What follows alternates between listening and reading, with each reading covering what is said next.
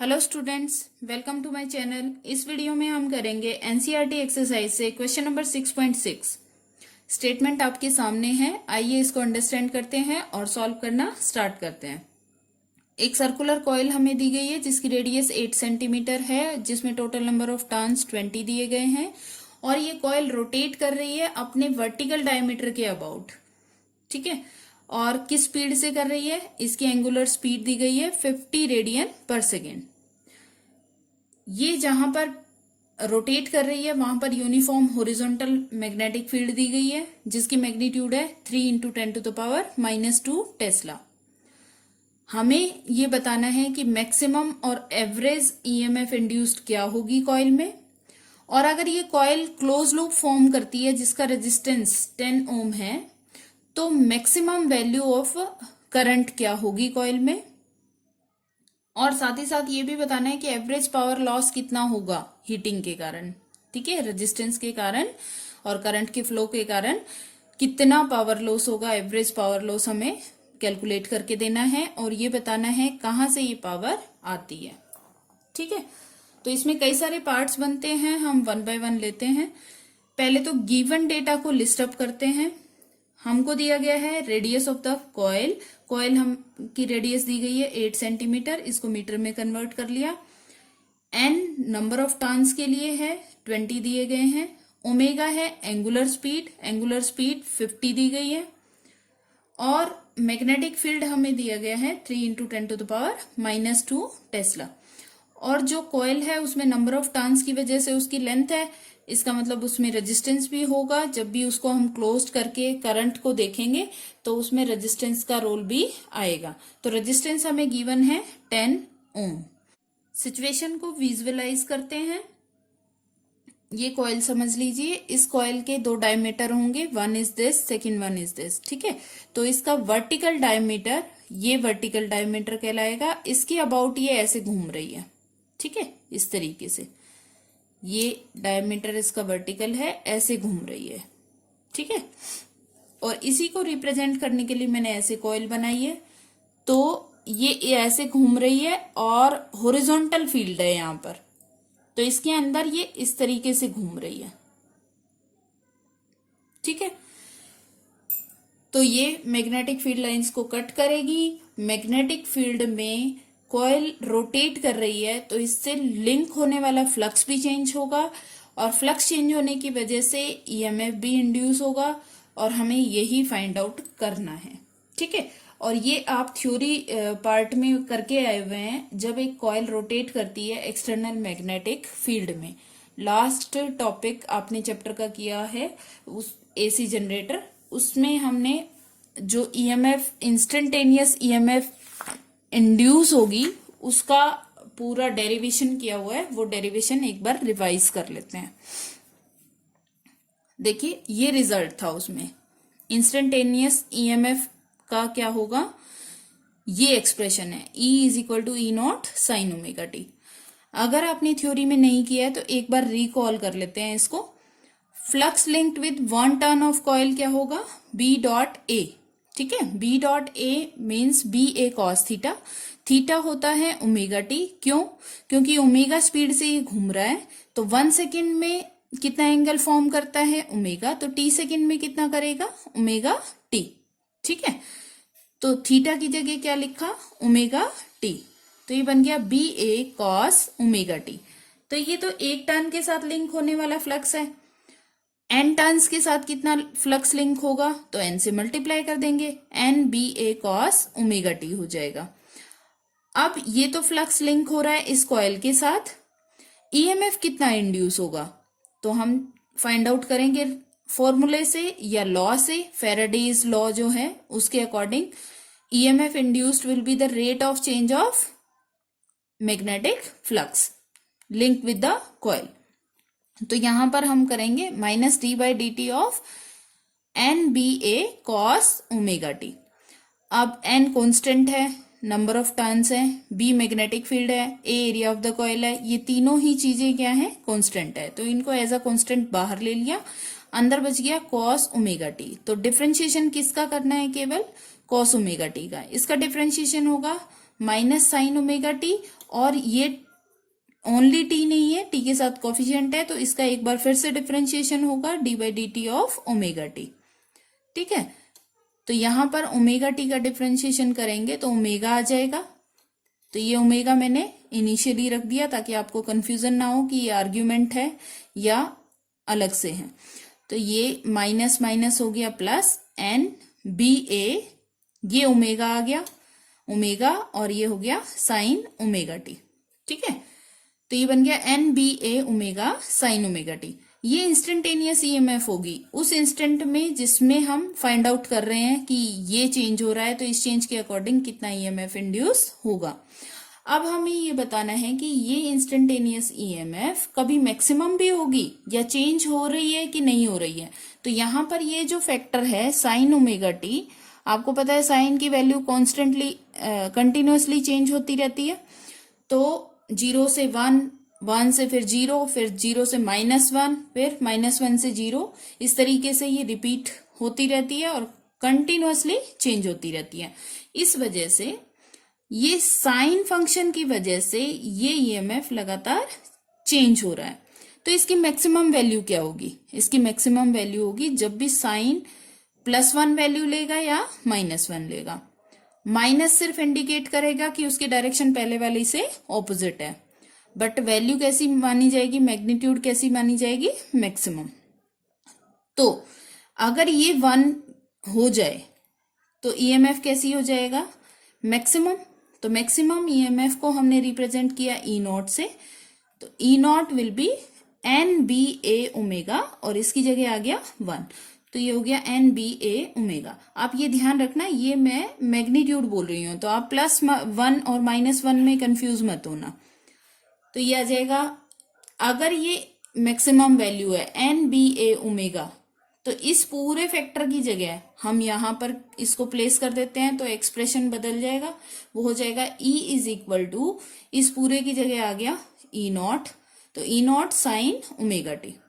ठीक है, तो ये एक्सप्रेशन था, ये पूरा रिजल्ट है, ये हमें सॉल्व नहीं करना है यहाँ पर, बट आपको ये समझना है कि ये टॉपिक कौन सा है और आपको फॉर्मूला कौन सा यूज करना है। तो हमको ये फॉर्मूला यूज करना है। ठीक है, मैक्सिमम वैल्यू पूछते हैं तो एन बी ए ओमेगा, और अगर इंस्टेंटेनियस पूछते हैं तो E is equal to e naught sine omega t, और अगर एवरेज वैल्यू पूछते हैं तो एवरेज वैल्यू इस फंक्शन की निकालनी है हमको। ठीक है, तो चलिए स्टार्ट करते हैं। आई होप आपको ये सिचुएशन क्लियर हो गई है, कौन सी वाली सिचुएशन है। अगर आपने मेरे पहले वाले न्यूमेरिकल्स भी देखे हैं सॉल्व किए हुए, तो आपको ये पता होगा कि इसमें ये फैक्टर है, जब हम रोटेट कर रहे हैं मतलब थीटा के चेंज होने की वजह से फ्लक्स चेंज हो रहा है, और फ्लक्स चेंज होने की वजह से ईएमएफ इंड्यूस हो रहा है। तो ये फॉर्मूला बिल्कुल यही वाला हमने राइट किया, E is equal to e naught sine omega t. ठीक है, यहां पर ई नॉट की वैल्यू है एन बी ए ओमेगा। ई नॉट मैं किसके लिए रिप्रेजेंट कर रही हूँ, मैक्सिमम ईएमएफ के लिए। ठीक है, तो E not is equal to N B A omega. अब देखिए हमारे पास ये सारी टर्म्स हैं या नहीं है। एन है टोटल नंबर ऑफ टर्न्स, वो 20 दिया गया है। बी मैग्नेटिक फील्ड है, वो हमें 3 × 10⁻² दिया गया है। ए एरिया ऑफ द कॉइल होता है, कॉइल की शेप हमें कैसी दी गई है, सर्कुलर। ठीक है, तो एरिया ऑफ द कॉइल का फॉर्मूला होगा πr², और ओमेगा, ओमेगा है एंगुलर स्पीड, वो हमें दी गई है 50। तो जब हम एरिया निकालेंगे तो आर की जरूरत होगी, आर हमने लिखा हुआ है पहले से, तो ये सारी वैल्यूज हम यहाँ पर पुट कर देंगे। देखिए एन हो गया 20, बी हो गया 3 × 10⁻², पाई आर हो गया 8 × 10⁻² का स्क्वायर, इंटू ओमेगा हो गया 50। ठीक है, ये सारी वैल्यू स्टेप बाय स्टेप आप आराम से सॉल्व करें इसको। ये आ गया 0.6028 मेरा आया है। एनसीईआरटी से मैच करने के लिए मैंने ऐसा लिखा है 0.60, इसको राउंड ऑफ कर दिया 3, तो ये हो गया maximum value of EMF will be 0.603 volt. ठीक है, अब बताना है, देखिए हमें क्या क्या बताना था, मैक्सिमम वैल्यू बतानी थी और उसके बाद बताना है एवरेज ईएमएफ। ठीक है, मैक्सिमम वैल्यू तो हमने निकाल दी है, अब एवरेज निकालते हैं। एवरेज कैसे निकालते हैं, तो एवरेज निकालने का मतलब है इसका एवरेज फाइंड आउट करना, क्योंकि ये तो कंटिन्यूअसली चेंज हो रहा है। ठीक है, तो इसका एवरेज कैसे निकाला जाएगा? इंटीग्रेशन के मेथड से। तो हम इतना लंबा चौड़ा एक्सप्रेशन नहीं करेंगे, बट आपको पता होना चाहिए कि average value sign omega T की क्या होती है। ठीक है, जैसे यहां पर मैंने बताया ई एवरेज में ई नॉट है, वो तो कांस्टेंट है, कांस्टेंट की ये वैल्यू थोड़े ना चेंज हो रही है, चेंज कौन सी हो रही है? ये वाली वैल्यू। तो एवरेज भी किसका निकालना पड़ेगा हमें? इसका इनटू ये करेंगे तो टोटल एवरेज मिल जाएगा हमको। तो E average will be E not into average value of sine omega T between interval 0 to t। ये ध्यान रखना है, पूरा साइकिल पे हमको लेना है 0 से t, पूरा रोटेशन लेना है। ठीक है, हाफ नहीं, कंप्लीट लेना है। तो ये होगा ई नॉट इंटू 0। क्यों? Average value of sine omega T 0 होता है फुल साइकिल के लिए। ठीक है, तो ये ध्यान रखना है आपको, हर फुल साइकिल के लिए, एक बार, फिर 2 बार, फिर 3 बार, हर साइकिल में ये एवरेज वैल्यू कितनी आती जाएगी? 0। तो नेट एवरेज वैल्यू भी क्या होगी? 0। अब इसका एक्सप्रेशन देख लीजिए। सॉल्यूशन तो हमें इतना ही करना है, बट आपको इसके बैक में क्या क्या हमें चाहिए अंडरस्टैंडिंग, वो समझते जाना है। देखिए, average value of sine omega T मैंने यहाँ पर फाइंड आउट किया। मैथमेटिक्स के स्टूडेंट हैं तो आई होप आपको आता होगा ये पहले से। तो आपको लेना है, ये फॉर्मूला है 1/b minus a integration a to b sine x D x. ये एवरेज वैल्यू निकालने का फॉर्मूला होता है। ठीक है, या सिंपली अगर आप करें तो सबका सम कर दीजिए साइन ओमेगा टी का, कहां से लेकर? 0 से लेकर t तक। कंटिन्यूअस सम है इसलिए इंटीग्रेट करना है। ठीक है, और डिवाइड कर देना है टोटल टाइम इंटरवल से। कितना टाइम इंटरवल है? t minus 0। ठीक है, तो इसका ये एक्सप्रेशन आपको पता होना चाहिए अगर आप इसका प्रूफ जानना चाहते हैं। ठीक है, अब इसको इंटीग्रेट कर देते हैं। 1/t साइन ओमेगा टी का हो गया माइनस कॉस ओमेगा टी। अब ओमेगा टी के साथ में कोफिशिएंट है, तो ओमेगा टी का डिफरेंशिएशन करके उससे डिवाइड करना है। आपको ये स्टेप आना चाहिए इंटीग्रेशन वाला। तो डिवाइड हो जाएगा किससे? ओमेगा से। ठीक है, ये एक्चुअली ऐसे है, d/dt ऑफ ओमेगा टी, इससे डिवाइड करना है। ठीक है, तो अब इस ओमेगा को मैंने बाहर ले लिया, माइनस को बाहर ले लिया, तो minus 1/t omega cos omega T, limits हैं 0 से t। ठीक है, minus 1/t omega cos omega, एक बार अपर लिमिट पुट की, पहले अपर लिमिट पुट करते हैं, फिर माइनस करते हैं, फिर लोअर लिमिट पुट करते हैं। तो पहले अपर लिमिट पुट किया, स्मॉल टी की जगह कैपिटल टी कर दिया, माइनस, फिर स्मॉल टी की जगह अगर हम 0 प्लेस करेंगे तो कॉस ओमेगा इंटू 0 करेंगे तो 0 हो जाएगा। ठीक है, यहां आया minus 1/t omega cos, omega को हम इन टर्म्स ऑफ टी लिख लेते हैं। ओमेगा आपने पढ़ा हुआ है, एंगुलर स्पीड होता है 2π/t, टाइम पीरियड के साथ इसका ये रिलेशन होता है। ठीक है, क्योंकि टी राउंड में कितना एंगल फॉर्म होता है? 2π, तो 1 सेकेंड में कितना होगा? 2π/t। तो आप ये ध्यान रखें। तो ओमेगा क्या हो गया? 2π/t इंटू टी था पहले से, माइनस कॉस 0, तो ये कैंसिल हो गया। कॉस 2π की वैल्यू कितनी होती है? 1, माइनस कॉस 0 की वैल्यू भी क्या होती है? 1। 1 माइनस 1 विल बिकम 0, तो ये बाहर वाले फैक्टर को 0 से मल्टीप्लाई करेंगे, दिस विल बी 0। ठीक है, तो इस तरीके से average value of sine omega T क्या आया? 0 आया। दूसरा तरीका देखिए, दूसरा तरीका होता है, अगर आप इस तरीके से नहीं करते हैं 0 से t लेकर, तो आप फेज लेकर भी कर सकते हैं। जैसे साइन थीटा की निकाल लो, ओमेगा टी का मतलब क्या होता है? थीटा, तो साइन थीटा की एवरेज वैल्यू निकाल लो। साइन थीटा की एवरेज वैल्यू कहां से कहां? फुल साइकिल के लिए। फुल साइकिल कितने में होता है? 0 से 2π। फुल साइकिल कब होता है? 0 से 360 में होता है, मतलब 2π रेडियन आपको लेना है।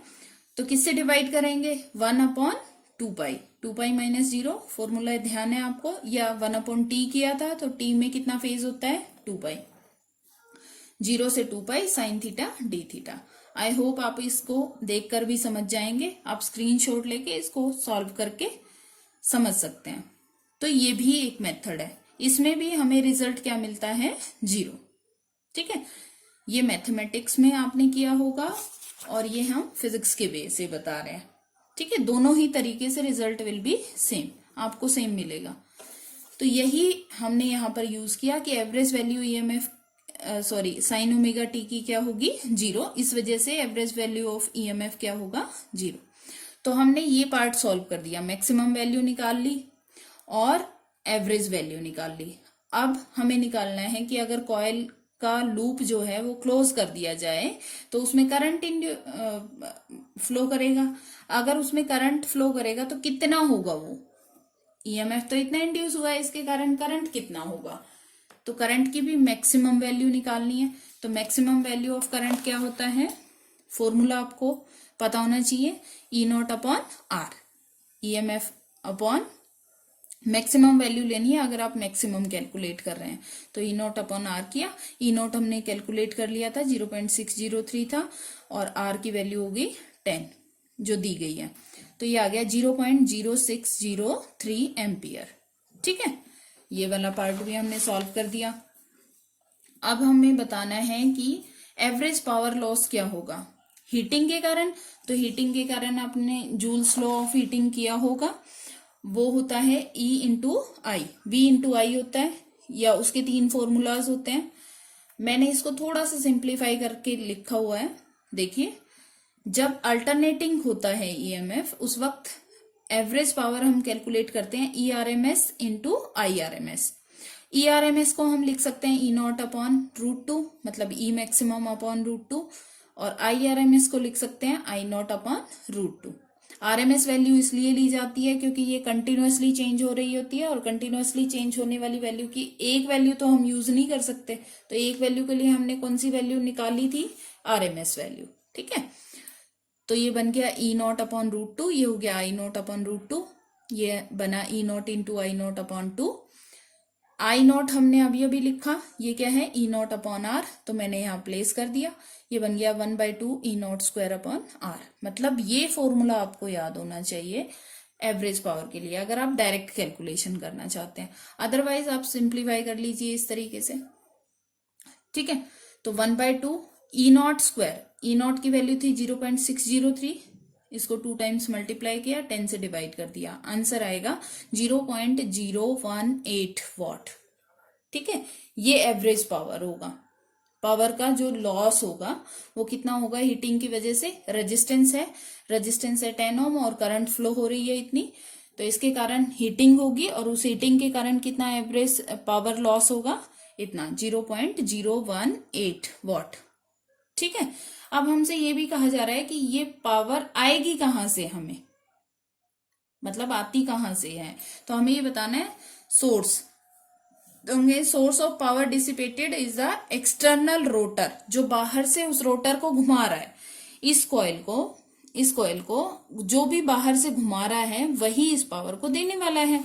ठीक है, तो किस तरीके से, कहां से आ रही है, तो देखिए जब भी ये कॉइल रोटेट होगी, ये रोटेट होगी तो magnetic flux linked with the coil change होगा, मैग्नेटिक फ्लक्स चेंज होगा तो ईएमएफ इंड्यूस होगा, और अगर ईएमएफ इंड्यूस होगा और अगर ये क्लोज्ड है तो इसमें करंट इंड्यूस होगा, और अगर करंट इंड्यूस होगा तो वो अपोज करेगा किसको, जिसके कारण चेंज हो रहा है।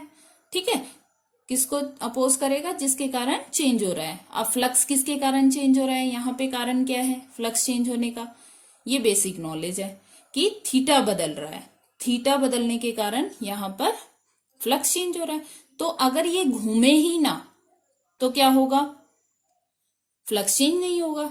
तो अपोज करने के लिए जो इंड्यूस्ड करंट है वो अपोज करेगी इसके रोटेशन को, इसको घुमाने नहीं देगी, इसके घूमने को स्लो करेगी। अगर ये स्लो होगा तो इसकी यूनिफॉर्म स्पीड कैसे मेंटेन होगी, तो यूनिफॉर्म स्पीड मेंटेन करने के लिए एक्सटर्नल सोर्स से हमें इसको क्या करना पड़ेगा, टॉर्क देना पड़ेगा, है ना। और अगर हम इस टॉर्क को सप्लाई करेंगे बाहर से तो यही तो हम एक्स्ट्रा पावर दे रहे हैं इसको। ठीक है, वर्क कर रहे हैं, टॉर्क दे रहे हैं, एंगुलर घुमा रहे हैं, तो टो डी थीटा, इसी का समाप्त तो क्या होता है, वर्क डन ड्यूरिंग रोटेशन। ठीक है, तो यही चीज मैंने यहाँ पर राइट की है, क्या कि एक्सटर्नल एजेंट को सप्लाई करना पड़ेगा टॉर्क, क्यों, काउंटर करने के लिए उस टॉर्क को जो कि क्रिएट हुआ है इंड्यूस्ड करंट से। इंड्यूस्ड करंट कैसा टॉर्क क्रिएट कर रहा है, एंटी टॉर्क, जो उसको रोकना चाहता है, स्लो डाउन करना चाहता है, रोटेट नहीं होने देना चाहता है, ठीक है, सो दैट कि कॉइल रोटेट करती रहे यूनिफॉर्म स्पीड से, एक ही जैसी स्पीड से रोटेट करती रहे। वो जब रोटेट करेगी तो इंड्यूस्ड करंट होगा, उसके कारण उसका रोटेशन थोड़ा स्लो होना चाहेगा। उस स्लो होने को ना आने देने के लिए हम एक्सटर्नल सोर्स से क्या करते हैं, पावर सप्लाई करते हैं या टॉर्क देते हैं। आई होप आपको ये क्वेश्चन समझ आ गया होगा। आपको ये सब राइट करने की जरूरत नहीं है, आपको सिर्फ सोर्स बताना है कि क्या सोर्स होगा, और ये आपको इस तरीके से सॉल्व करना है और ये सॉल्व करना है। ये सब जो मैंने एक्सटर्नल एडिशनल जो बताया, ये और ये जो एवरेज वैल्यू निकालने का, ये सब एडिशनल है। ये सिर्फ आपको बहुत अच्छे से अंडरस्टैंडिंग हो जाए इस क्वेश्चन की, इसलिए मैंने हेल्प के लिए दिया है। अदरवाइज आपको जो इस पर राइट किया हुआ है सिर्फ वही राइट करना है, वही सॉल्व करना है। आई होप आपको ये क्वेश्चन क्लियर हो गया होगा। Thank you so much.